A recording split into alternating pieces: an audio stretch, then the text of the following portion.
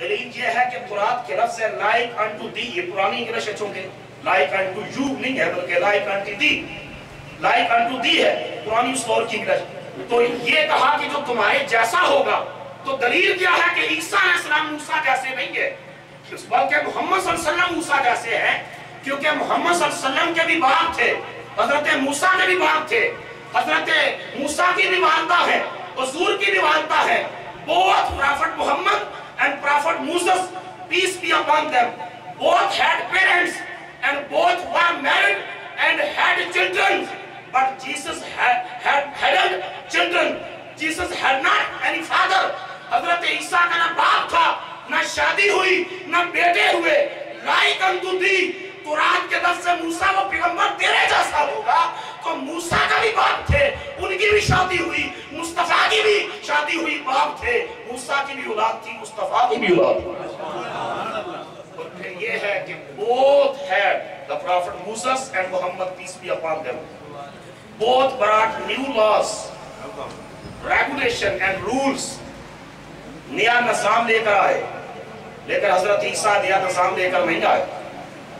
both died as a natural death، دونوں کا تبھی انتقال ہوا، تبھی وصال ہوا۔ حضرت موسیٰ علیہ السلام کا بھی رسالت مآب نے بھی دنیا سے پردہ فرمایا، حضرت عیسیٰ کی یہ پوزیشن نہیں ہے۔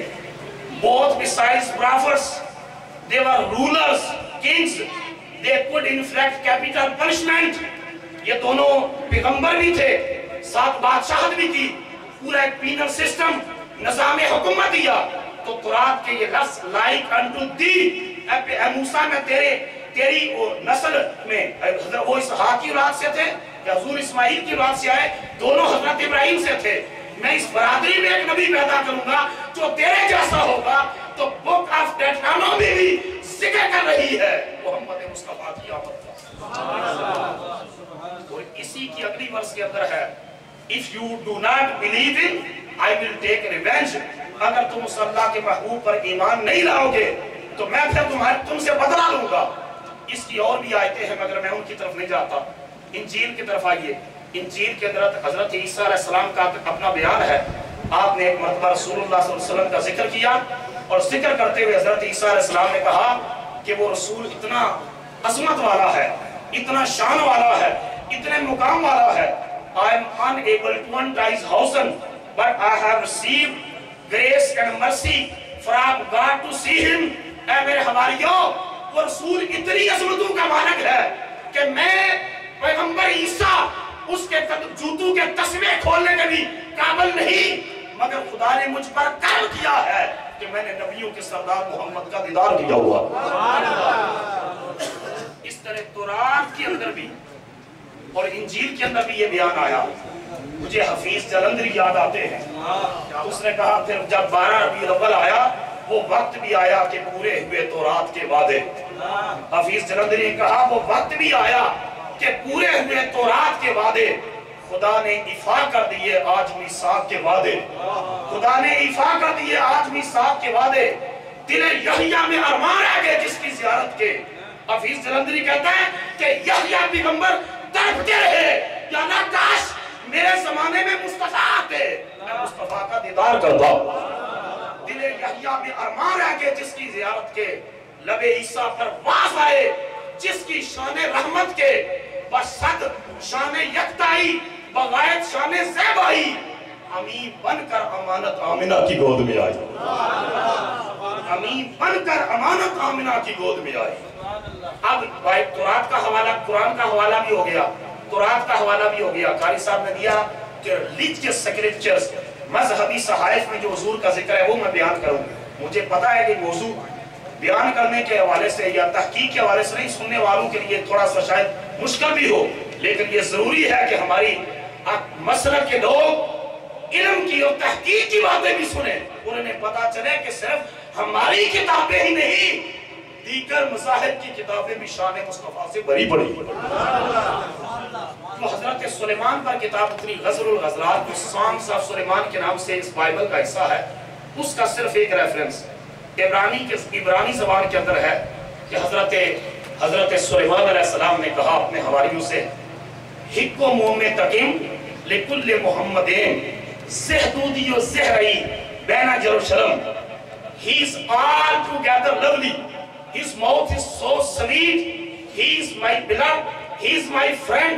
O daughter of Jerusalem, ऐ यरूशलेम की बेटियों, वो जो जिस महबूब का मैं जिक्र कर रहा हूँ, वो बड़ा खूबसूरत है, वो बड़ा प्यारा है, वो मेरा महबूब है, वो मेरा दोस्त है, बड़ा हसीन है। पूछा नाम क्या है? कहा मोहम्मद है। उसका नाम मोहम्मद है। हज़रत सुलेमान अलैहिस्सलाम भी उस रसूल की आमद का जिक्र करते हैं।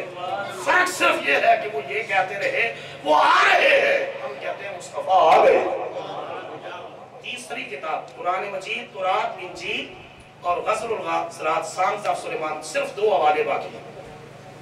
गौतम बुद्ध वो शख्स है कि जिसने बरहमनी साम्राज्य के पंजे में जकड़ी हुई इंसानियत को आजादी दिलवाई। ये शख्स कबल मसीह पैदा हुआ। आज जो American professor Michael H heart ने किताब लिखी द 100, उसके अंदर भी इसने लिखा कि अगर मजहबी फील्ड में देखा जाए तो मशरक के अंदर सबसे बड़ा ऊंचा कद गौतम बुद्ध का नजर आता है। मजहबी फील्ड में, रिलीजियस फील्ड में देखा जाए तो मगरब के अंदर हजरत ईसा का कद नजर आता है। मशरक गौतम बुद्ध और मगरब जनाब ईसा अलैहिस्सलाम। लेकिन इसके बावजूद माइकल एच हार्ट ने अपनी किताब के अंदर उस फहरिस्त में पहला नाम न गौतम बुद्ध का लिखा है न हजरत ईसा का लिखा है, पहला नाम मेरे और आपके आका मोहम्मद का लिखा है।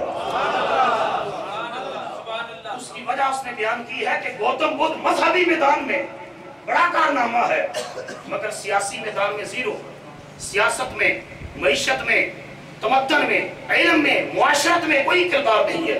जनाब ईसा अलैहिस्सलाम मोरालिटी में, स्पिरिचुअलिटी में, मजहबी फील्ड में बड़ा नाम, लेकिन सियासत में, मईशत में, तहजीब में, तमद्दुन में, सकाफत में इतना ऊंचा नाम नहीं। उसने कहा इस सारी कायनात में एक ही जात है कि जिसकी जिंदगी के जिस शोबे में जाओ वो कायद नजर आता है, वो मुसलमानों का इमाम मोहम्मद है।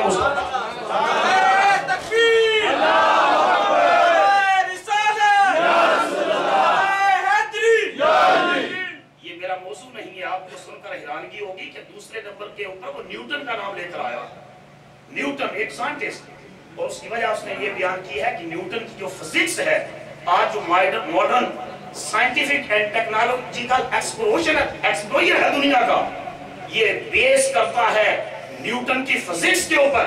रिसालत माप के बाद दूसरा नंबर न्यूटन का लेकर आया है।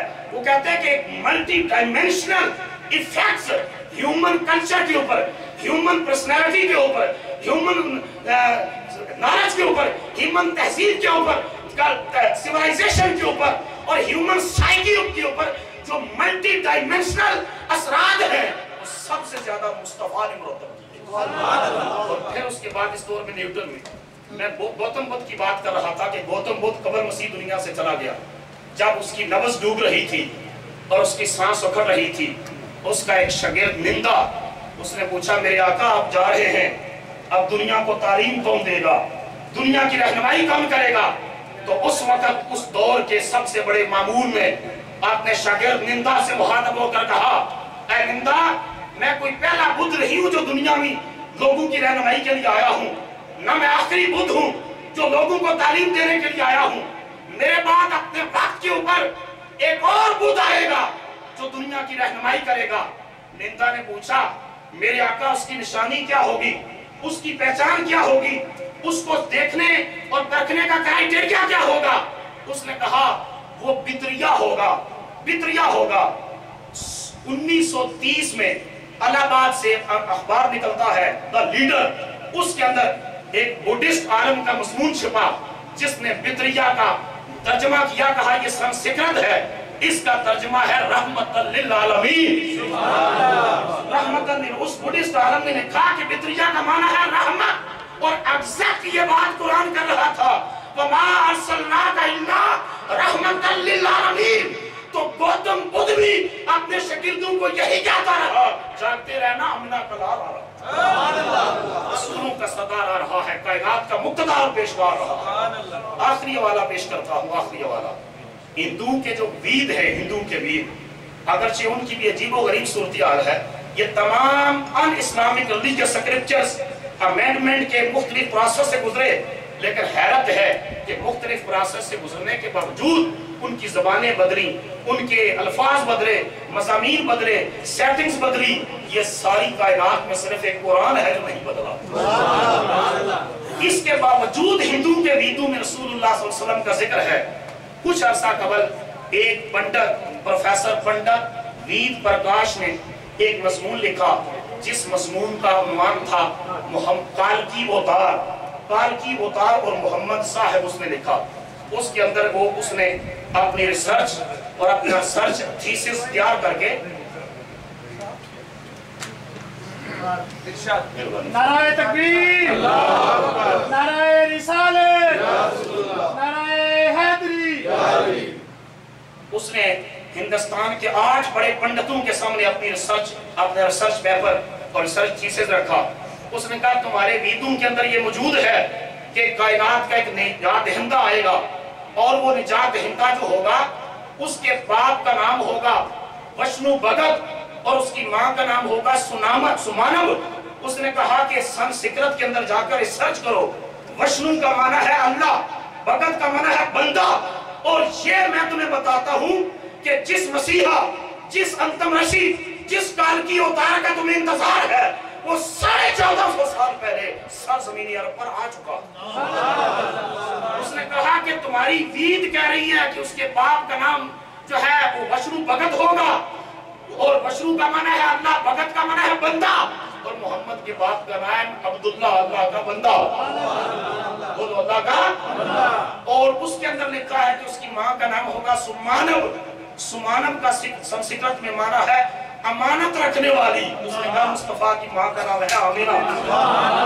آمینہ، تو وہی باپ اور وہی ماں تمہاری ویدوں کے اندر لکھا ہے کہ وہ جو آئے گا، وہ جو کالکی اتار آئے گا، انتم رشی آئے گا، وہ زیتون اور کھجور استعمال کرے گا۔ اور یہ سینکڑوں گواہیاں ہیں کہ مسلمانوں کے پیغمبر نے کھجور بھی استعمال کی ہے، زیتون بھی استعمال کی ہے، اور اس کے ویدوں کے اندر لکھا ہے کہ وہ بھگوان اس کو ایک پہاڑ کے اندر بھگوان اس کو کتاب دے گا، اور اس کتاب کو پڑھنے کے لیے کہا جائے گا۔ کہا یہ بات بھی طے ہے، غار ہرا کے اندر جس رسول کو کتاب ملی ہے اس کا نام محمد ہے۔ اور آخری اس نے بات یہ لکھی، اس نے کہا کہ تمہارے ویدوں کے اندر یہ لکھا ہوا ہے کہ بھگوان اس کو ایک گھوڑا دے گا، اور اس گھوڑے کے ذریعے وہ زمینوں کی سیر بھی کرے گا اور آسمانوں کی سیر بھی کرے گا۔ اس نے کہا ہندوستان کے پنڈتوں غور کرو، تمہارے وید کہہ رہے ہیں کہ بھگوان اس کو گھوڑا دے گا، کیا محمد براق پر شب معراج آسمانوں پر نہیں گئے؟ وہ شب معراج براق کے ذریعے آسمانوں پر گئے۔ اس لیے اس نے کہا میری ریسرچ یہ ہے کہ جس کال کی اوتار کا تمہیں انتظار ہے وہ کوئی اور نہیں ہے، محمد مصطفیٰ۔ اس کے علاوہ تمام اس دور کے جو پریویلنگ ریلیجیس سکرپچرز ہیں ان کے اندر کل بھی تھا، یہ ذکر آج بھی ہے، اور قیامت تک میرے اور آپ کے آقا کا ذکر رہے گا۔ اس لیے میرے اعلیٰ حضرت امام نے کہا تھا خلق سے اولیاء اور اولیاء سے رسول اور رسولوں سے اعلیٰ اچھا سارے بولو رسولوں سے اعلیٰ اور رسولوں سے اعلیٰ اور رسولوں سے اعلیٰ۔ اب تو یوسف بھی ان کی غلامی میں ہے، اب تو یوسف بھی ان کی غلامی میں ہے۔ تو زلیخا نہ دیکھا ہمارا